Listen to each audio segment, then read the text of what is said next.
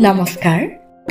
ভিন্ন ৰসৰ কবিৰূপে খ্যাত তথা বিশিষ্ট অভিযন্তা শ্ৰীযুত মনোজ কুমাৰ শৰ্মাদেৱে ৰচনা কৰা এটি সুন্দৰ কবিতা আজি আবৃত্তি কৰিবলৈ লৈছো।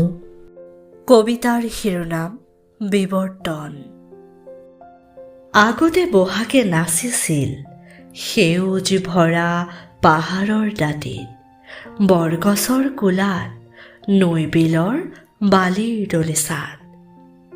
গাভৰুৰ খোপাত কপৌ ফুল, হাতত গামখাৰু, পাহুৱালৰ হাতত ঢোল পেঁপা বাঁহী।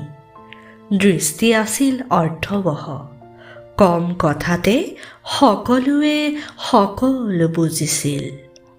মাজতে বহাগ সেউজে আৱৰা নগৰলৈ আহিল। কৃত্ৰিমতা শিপালেও ডেকা গাভৰুৱে মুকলি মনেৰে মুকলি বতাহৰ সোৱাদ লৈছিল।